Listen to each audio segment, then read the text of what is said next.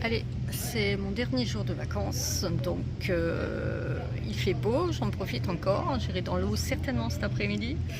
Bon, l'eau n'est pas très chaude hein, avec le temps qu'il a fait ces derniers jours. Des vacances mitigées de par le temps, on a pu quand même visiter autrement, donc ça c'était bien.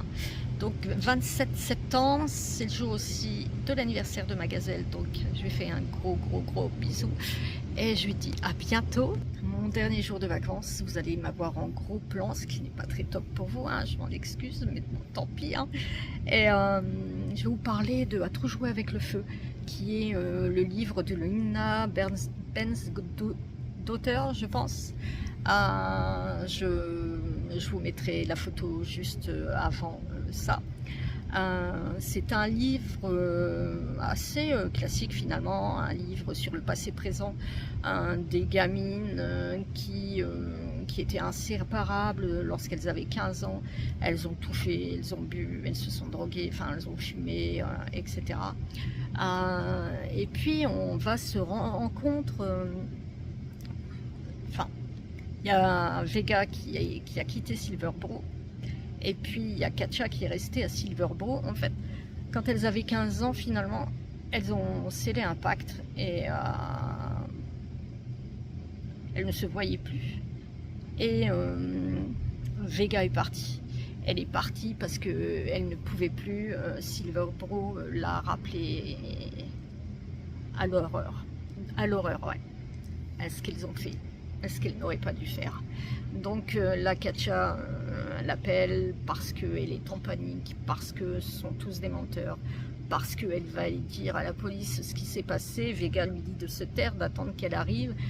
Donc Léa arrive à Silverbro et puis il n'y a plus de Katja. Elle a disparu, son frère la cherche, son ami la cherche aussi. Donc Vega va enquêter, elle va interroger tout le monde parce que c'est un petit village en fait. Personne n'a vu, alors que tout le monde sait et que tout le monde se tait.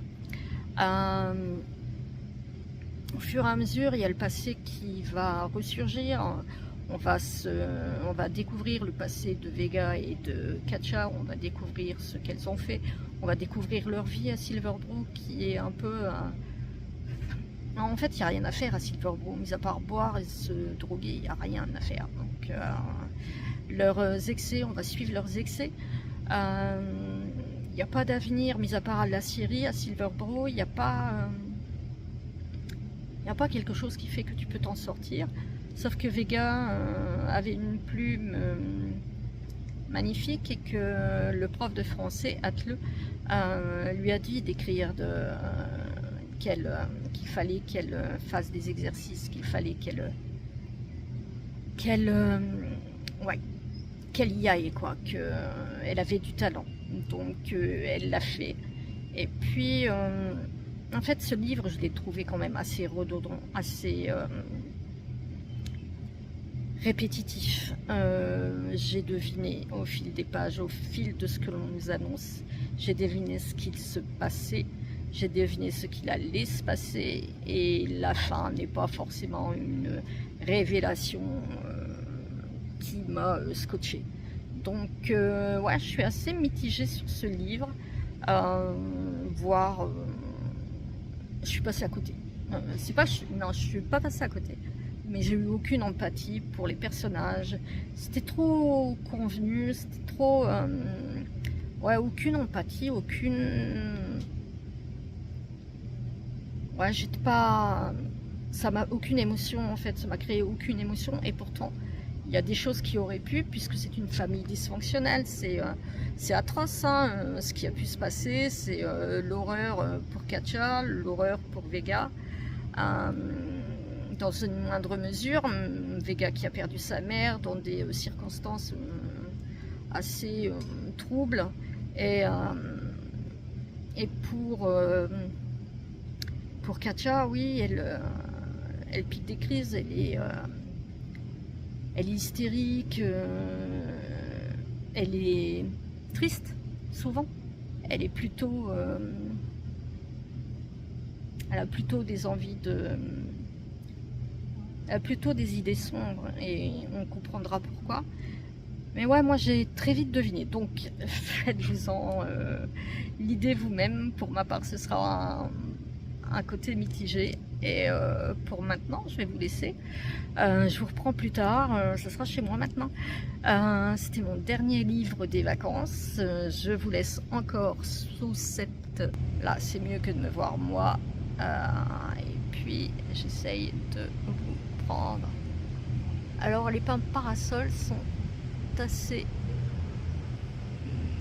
mes arbres préférés. Je voudrais en planter un à la maison, mais mon mari ne veut pas.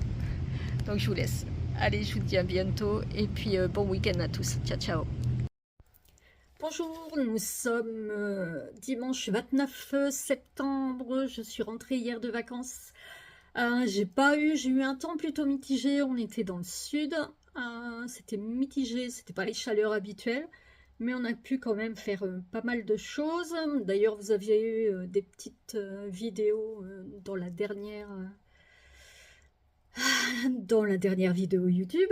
Là, je suis rentrée hier, j'ai froid comme tout, j'ai mis en route mon chauffage.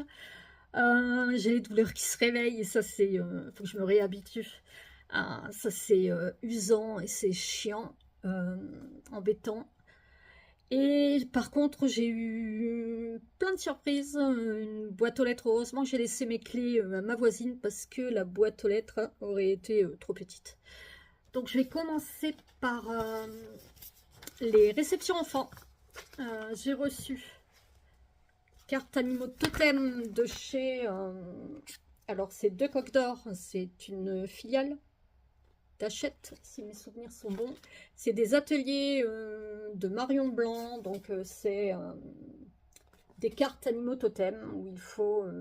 c'est des illustrations. Il y a des stickers. Moi, j'aime... alors, mes petits sont trop petits justement pour en faire, mais j'aurai de quoi faire pour quand ils seront un peu plus grands. C'est à partir de 7 ans. J'ai eu aussi les tableaux cosmiques avec des sequins à coller. Pareil, c'est des tableaux hyper jolis. Il y a le dauphin, il y a le tigre, l'ours et le cerf. Donc, il y a 700 sequins. Ici, ça se... alors, je ne les ai pas ouverts encore. Donc, pareil, il y a des stickers. C'est hyper intéressant. Et puis, c'est attractif. Et puis, ça permet d'occuper les enfants. C'est une pochette qui représente 4 tableaux à décorer avec 700 sequins de formes et de couleurs différentes, accompagnés d'un pas à pas illustré. Et pour l'autre, c'est pour celui que je vais montrer après. Et donc, pour les animaux totems, pareil, c'est des stickers brillants qu'il faut coller. J'en ai marre, mon truc ne fait pas la pointe. C'est parce qu'il y a trop de luminosité, il faudrait que je me mette autrement. La prochaine fois, promis. Je me mettrai en sens inverse. Et j'ai eu aussi Strass et Stickers, Animaux Magiques. C'est des tableaux d'animaux cosmiques à décorer de strass et de stickers.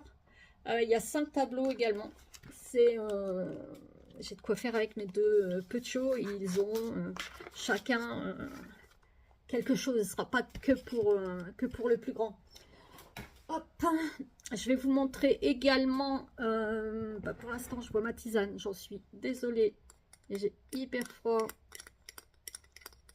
Une tisane banane, caramel, pomme, non je ne sais plus, tout au moins banane et caramel, ça c'est sûr. C'est très bon et c'est, je l'avais acheté l'année dernière à Hello Hello Chat que vous pouvez retrouver sur Instagram, où elle a sorti sa nouvelle collection automne. Sinon, j'ai eu en manga un premier tome, c'est Aux côtés du dieu loup. C'est la rencontre de deux êtres divins et flamboyants dans un petit village semblable à ceux du Japon ancien. Un petit garçon vient d'être jeté en sacrifice au grand dieu loup. Les villageois espèrent ainsi retrouver les faveurs célestes de ce dernier pour qu'il mette un terme à un hiver interminable. Mais plutôt que d'être dévoré par la divinité, le petit garçon va trouver en celle-ci un très précieux compagnon, lui révélant peu à peu les pouvoirs qui dorment en lui. C'est l'histoire de deux êtres fantastiques et jusqu'ici très solitaires dans l'association dont l'association et le voyage qu'ils entreprendront vont soigner leurs blessures et celles du monde. Donc, j'aime beaucoup, moi, Doki Doki. J'ai un autre manga que j'ai terminé, dont il faut que je vous parle, un tome 2. Après, j'ai eu des graphiques. Je suis très, très contente d'avoir eu Angor de Franck Tillier, de chez Phileas. Et moi, j'aime beaucoup ces BD adaptés de bouquins ou de films. Par contre, je ne dis pas merci aux facteurs qui, malgré les cartons, comme ils bourrent les boîtes aux lettres, abîment régulièrement mes BD. Donc ça, c'est pas top. Donc ouais, ça me met plutôt en rogne, mais bon. Et puis, j'ai eu de chez Grand Angle, Héros de guerre, Albert Roche. Pareil, j'aime beaucoup ce qu'ils font. J'aime beaucoup aussi le graphique, et puis j'aime beaucoup les héros de guerre, parce qu'il ne faut pas oublier, là c'est la guerre en 1914. Son nom ne vous dit rien, et pourtant il est l'un des plus grands héros de la Première Guerre mondiale. Effectivement, je ne connais pas. Donc je suis très contente, et mon homme aussi, ça l'intéresse. Ma grande également, ma Juju. Et puis j'ai eu le tombeau des chasseurs, donc c'est le sacrifice des chasseurs alpins pendant la Première Guerre mondiale, que moi je ne connaissais pas. Et puis en même temps, mon homme a été chasseur alpin. Et enfin, il a fait partie des chasseurs alpins sur Grenoble, à Vars, Salière-Hérissé. Donc, ouais, j'aime beaucoup ces histoires. J'aime beaucoup que l'on revienne sur ces hommes qui ont fait... Enfin, qui ont aidé notre pays pendant les guerres, les deux guerres, et qui se sont sacrifiés. Et j'aime beaucoup le fait de ne pas oublier. J'aime beaucoup leur histoire, même si c'est quelque peu... même si c'est adapté, mais c'est leur histoire, et je trouve ça intéressant de proposer ce genre de graphique aux jeunes qui lisent moins, aux ados, au collège, au lycée. Je trouve ça très très bien. Maintenant, je passe au niveau des romans adultes. Donc, j'ai eu la boîte que vous avez vu passer également. J'enlève les bandeaux, j'ai horreur de ça. Vous avez vu la boîte, enfin le colis envoyé par Sonatine. Donc, il y avait des goodies dedans. Le livre fait 360 pages et ça se lira vite, à mon avis. C'est un thriller aux subtiles réminiscences gothiques dans la lignée de Patricia Highsmith. Paula Hawkins nous offre un huis clos entêtant au sein d'une maison isolée, pleine de drames et de mystères. L'avant-dernier, enfin le précédent, j'avais pas aimé. J'ai trouvé ça très petit et... ouais, je n'avais pas aimé. Donc, j'espère que celui-ci, j'apprécierai plus. J'ai eu des éditions Sonatine aussi. Enfin, c'est moi qui l'ai demandé. Stuart Turton, Dernier meurtre au bout du monde. C'est un puzzle passionnant, une incroyable toile de fond. Une conclusion à couper le souffle. L'auteur des 7 morts d'Evelyn Hardcastle est de retour.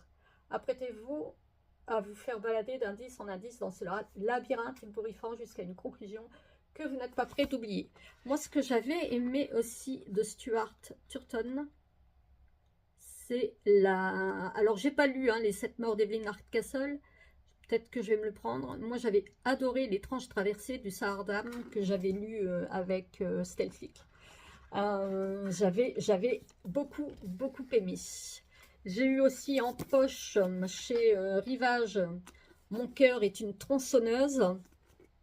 Donc c'est Jade Daniel, c'est une ado marginale dotée d'un père violent et d'une mère absente qui trouve refuge dans les films d'horreur. Lorsque le sang commence à couler dans sa bourgade lacustre d'Idaho, son esprit encyclopédique reconnaît les prémices d'un authentique slasher movie.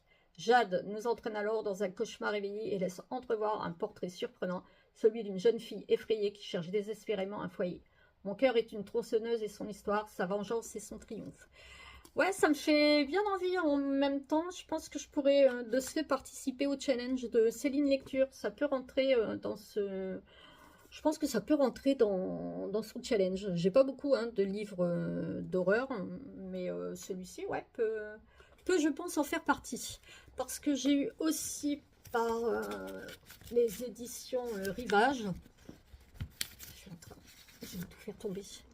Rivage, donc du même auteur, j'ai eu N'aie pas peur du Faucheur, c'est son dernier bouquin. 4 années se sont écoulées depuis que Jade, qui se fait désormais appeler Jennifer, a survécu. Ah, ça va me spoiler le reste. Donc j'arrête là. N'aie pas peur du Faucheur.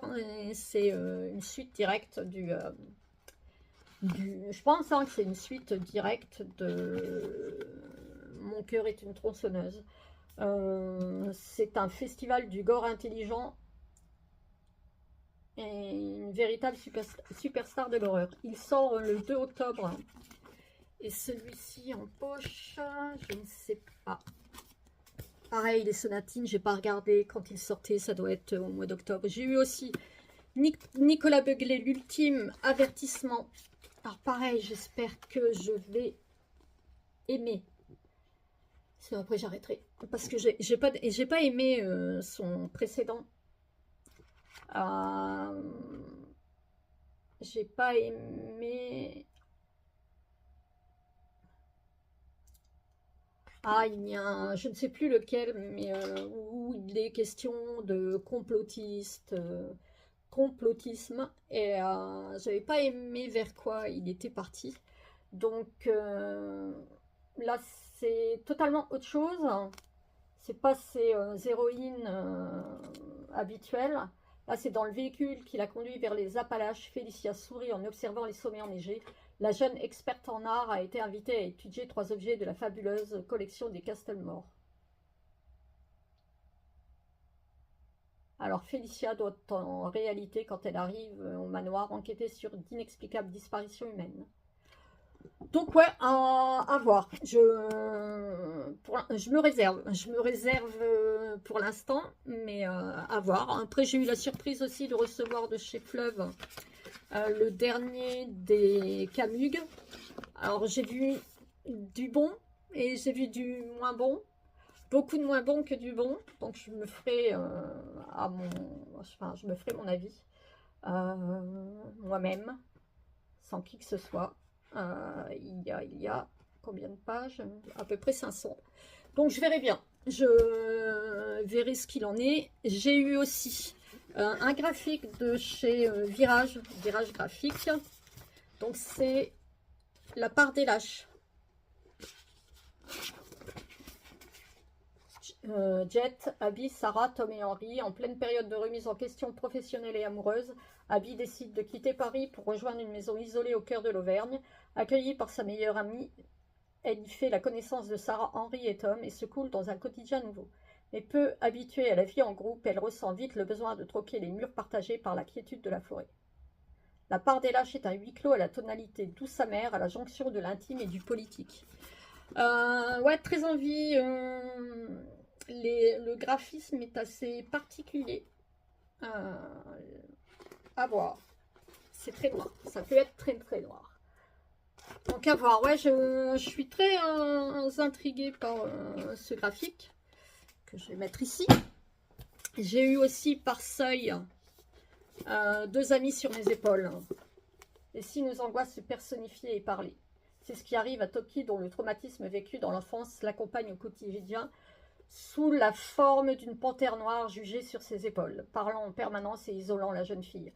Devenue adulte, Toki tente de soigner petit à petit ses blessures en apprenant à prendre soin d'abord d'un cactus, puis d'un oiseau, et comprend alors que détester ou nier ses souffrances ne suffit pas. Il faut parvenir à les accepter pour les dépasser. C'est du coréen. Donc pareil, le graphisme est assez particulier aussi. Et moi, je me suis acheté un graphique que je n'arrive pas à retrouver. Je vais le chercher.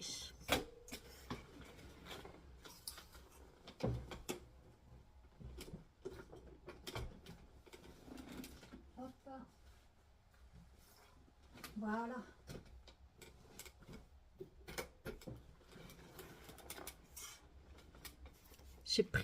j'ai acheté le graphique de Grossir le ciel. C'est un livre que j'avais beaucoup aimé de Frank Buis et je suis hyper contente de pouvoir lire ce graphique. C'est mon préféré, c'est mon titre préféré de Frank Buis, même si j'aime aussi d'autres titres de l'auteur. Mais j'avoue que ouais, le graphique me tentait bien. Je l'ai vu passer un peu, mais pas trop encore. Donc ouais, je suis hyper contente. Donc voilà, vous avez mes, mon book haul de après vacances. Ça fait pas mal. Je suis hyper contente. J'ai pas mal lu aussi pendant les vacances. J'ai pris trop de bouquins naturellement parce que j'ai lu aussi pas mal sur ma liseuse. J'ai quasiment terminé La Maison Idéale de chez Les Escales. Pour l'instant, je suis assez dans l'expectative. J'avoue, ouais, je ne sais pas. Je sais pas si j'aime, je sais pas si j'aime pas. Je suis ouais, dans l'expectative. Je verrai bien la fin, ce que ça donne.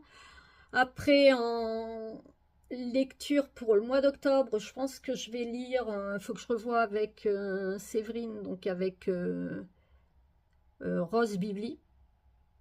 Il faut que je vois parce que j'ai un King à lire. Enfin, on a dit qu'on faisait une LC toutes les deux. J'attends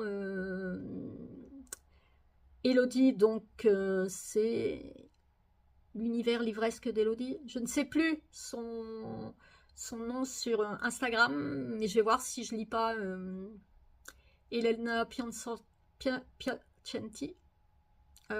et ses vastes nuits. Donc je vais voir, j'ai pas encore préparé ma pile de livres pour octobre. Je vais faire de mon mieux. Je vais essayer de pas m'en mettre trop. Et je vais continuer de lire également sur la tablette, sur ma Kobo, que j'ai eu il n'y a pas si longtemps et je suis pour l'instant assez satisfaite. Donc voilà, j'ai pas exploré tout ce qu'il fallait, mais ouais, j'aime beaucoup et finalement je prends énormément de plaisir et je lis avec la tablette la plupart du temps, soit j'ai lu en voiture, soit je lis la nuit. Parce que j'aime quand même le papier. Donc voilà. Allez, je vous laisse. Je vous dis à bientôt. Ciao.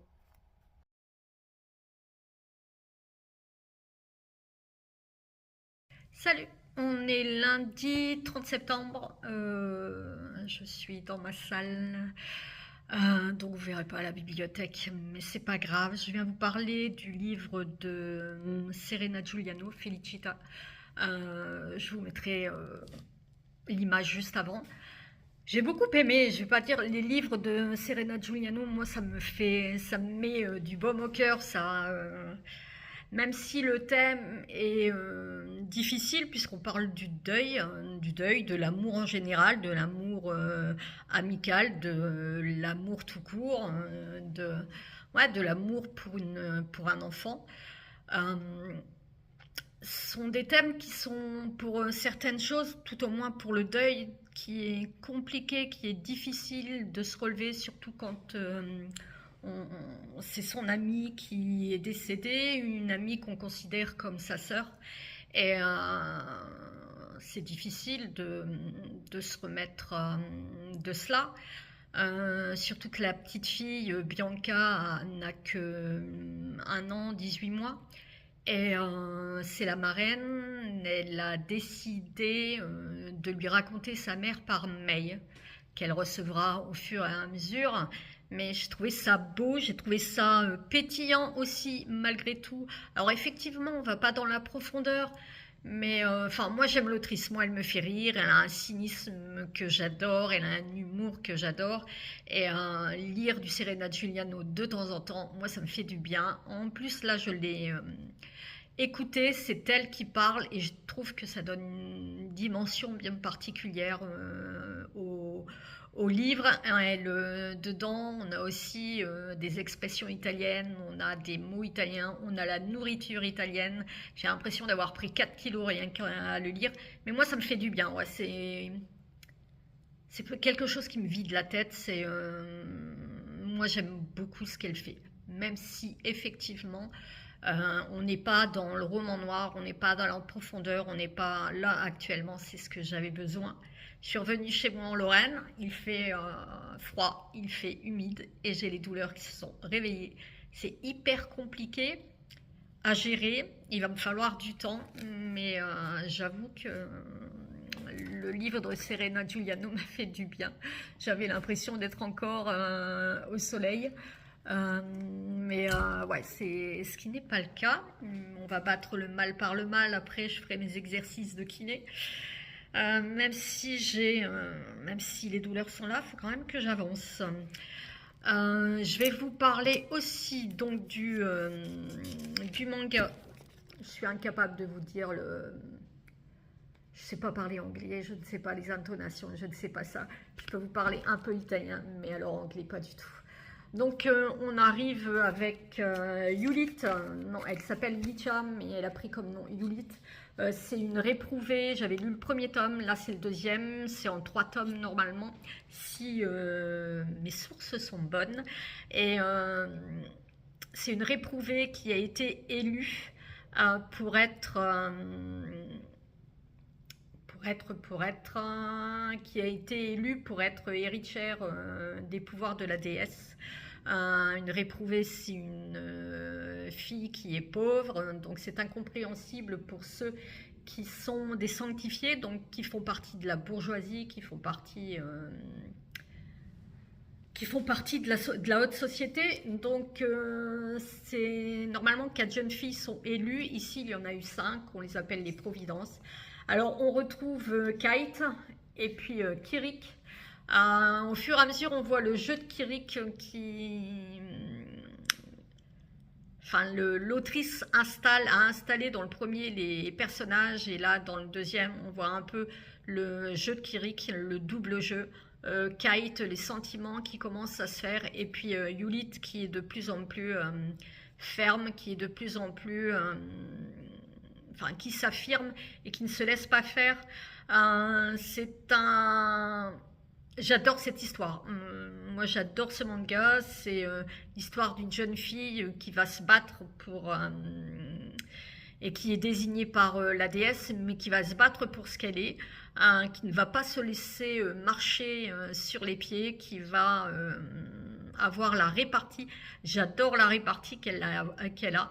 C'est une gamine qui a déjà traversé pas mal de douleurs, qui a perdu son frère, sa mère est en clinique parce qu'elle perd la tête, et à la mort du fils, elle s'est renfermée et elle a occulté le monde, elle est restée dans une bulle bien à elle. C'est une ambiance qui peut un peu monte crescendo dans l'angoisse. Et puis c'est aussi un graphisme, moi, que j'aime beaucoup. J'adore j'adore le graphisme, je le trouve très beau. Il est très fin. C'est 2 femmes qui, d'habitude, ce sont plus des hommes. Là, c'est 2 femmes. Donc, c'est Anna Hamasaki qui est qui a fait l'œuvre, et puis c'est Tsukasa Arima qui dessine. Je trouve ça hyper bien fait. C'est pas violent, il n'y a pas de... Enfin, c'est assez soft au niveau... c'est pour les ados, c'est pour les jeunes qui veulent commencer avec des mangas. Je trouve ça très bien. C'est plein de valeurs également, et je trouve ça très beau. Moi je vous le conseille. Moi je le conseille. Je trouve ça très très chouette et très beau, très très juste et très humain. Donc à lire, c'est vraiment vraiment très bien. Ensuite, je ne vais pas vous en parler tout de suite parce que je ne l'ai pas tout à fait fini. Il me reste quelques pages sur la Kobo. Je lis La maison idéale. Oui. et qui fait très peu de pages, hein, qui fait 200, 240, 250, je sais plus. La maison idéale qui n'est pas une maison idéale, et bah, j'arrive pas, moi. Il me manque un truc, je suis pas dedans. Je suis complètement à côté des personnages, aucune empathie. Alors à ce moment, j'ai un peu de difficulté, je trouve, avec les thrillers psychologiques. C'est un thriller psychologique, c'est ouais, gothique aussi. Je vous en parlerai plus demain. Je pense que je clôturerai le vlog avec ce livre. Et puis ensuite, je sais pas vers quoi, je vais arrêter la Kobo demain et je vais prendre plutôt le papier. Je sais pas si je vais sur celui-ci de Alice Develay, Tombée du ciel de chez l'Iconoclaste, ou si je vais avec celui-ci de Après la brume d'Estelle Rochitelli de chez Dalva. Les deux m'intéressent et j'aimerais bien terminer ou commencer octobre avec ces deux-là, avec un des deux. Et puis, il faut que je prépare ma palle aussi. Donc, je sais pas, si vous avez lu, dites-moi si vous pensez... Enfin non, je dis n'importe quoi parce que je vais décider aujourd'hui. Donc, je vous dirai demain ce que je vais entreprendre comme bouquin. Et puis ensuite, pour la semaine prochaine, je vous montrerai ma palle d'octobre, ainsi que mes LC, j'en ai deux, et puis j'ai aussi un auteur italien à lire. Donc voilà, je vous laisse sur ça, je vous dis à demain, et puis je vous souhaite une bonne journée, un bon lundi. J'espère sous le soleil, nous ça sera plutôt pluvieux, venteux, gris, moche. Ciao.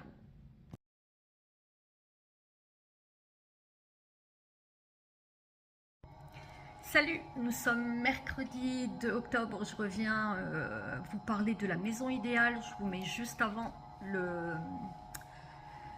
le titre et l'auteur en photo.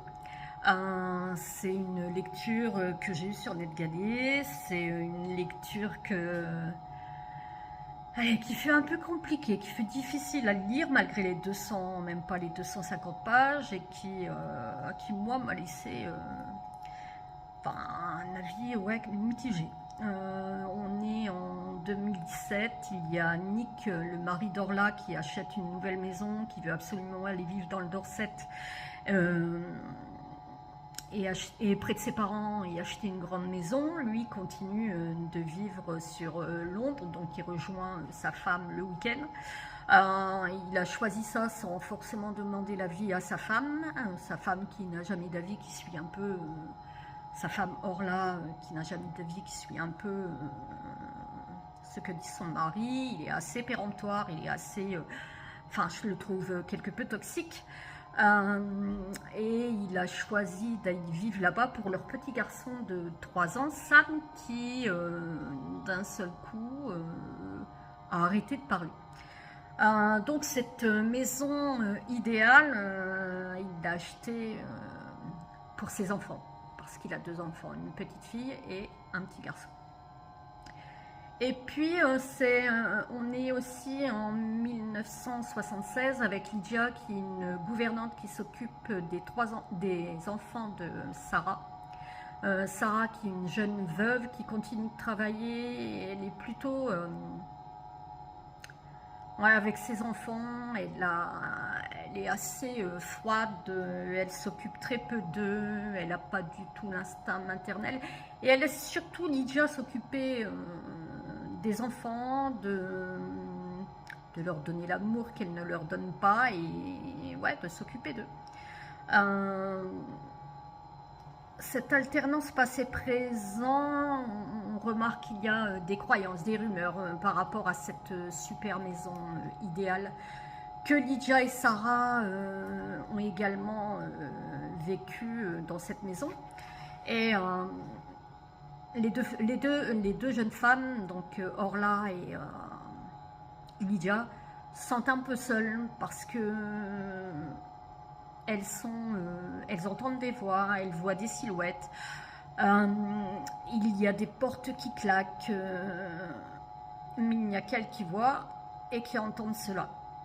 On ne croit pas à ce qu'elles disent et on les pense un peu folles. Ce sont des faits assez irréalistes et assez incompréhensibles.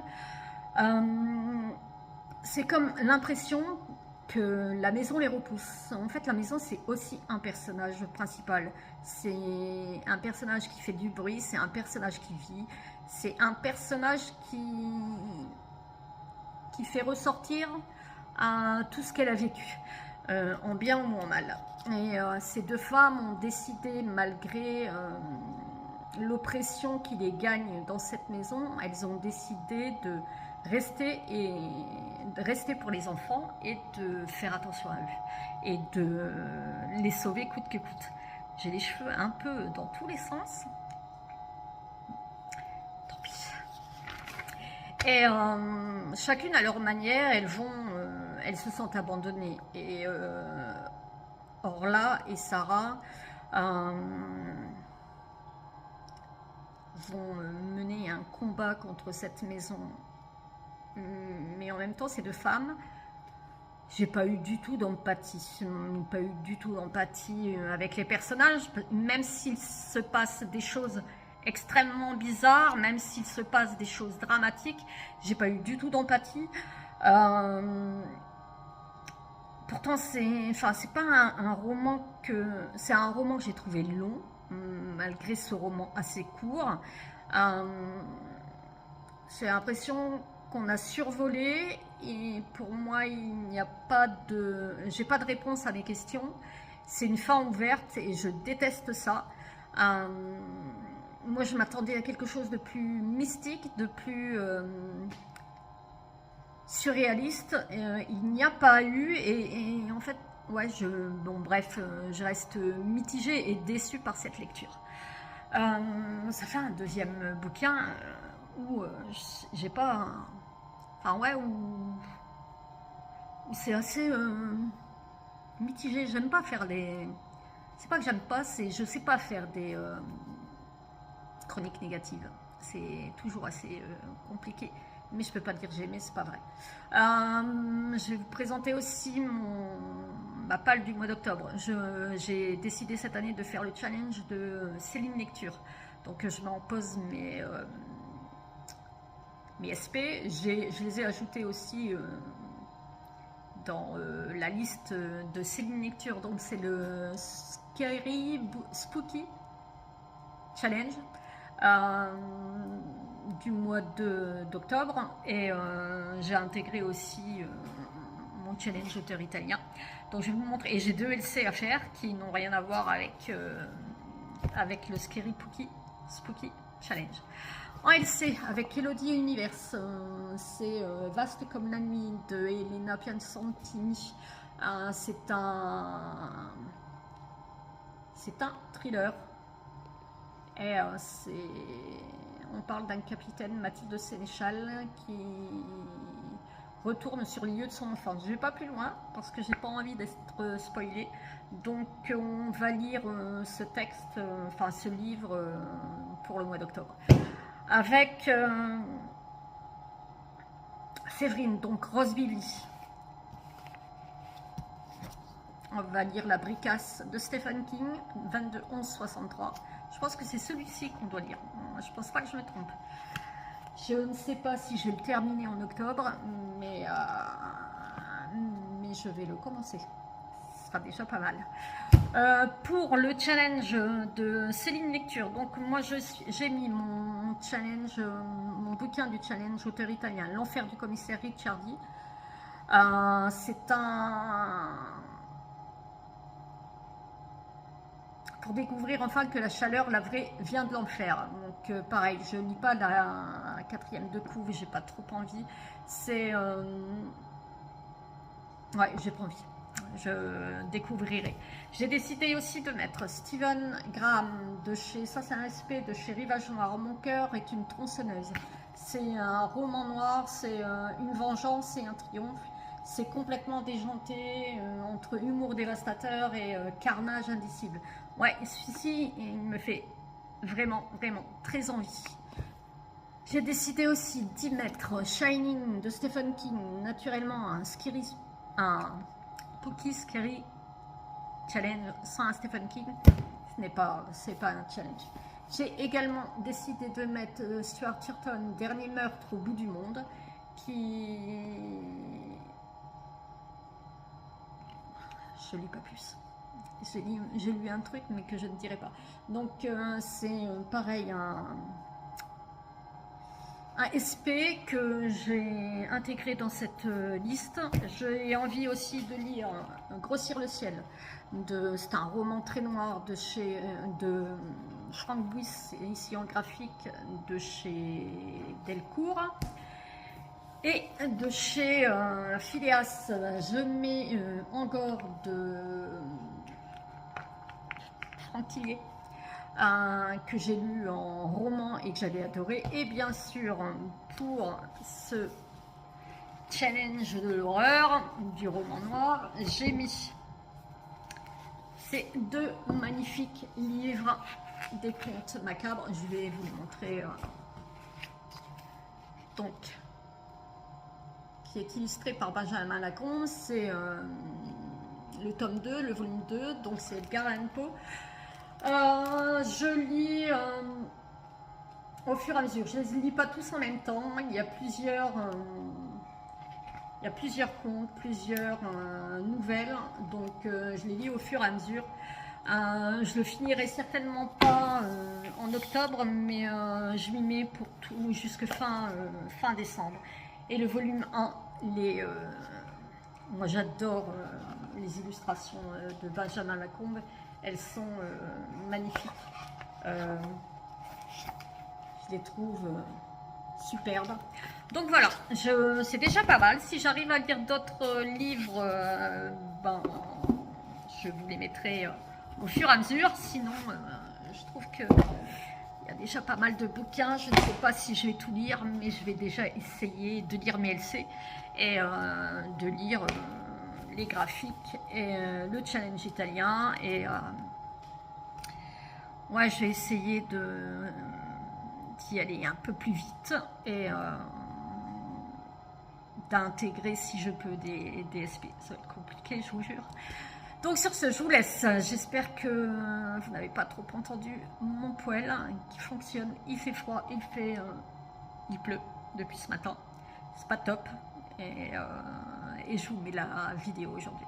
Donc je vous souhaite une bonne fin de journée et je vous dis à bientôt. Ciao!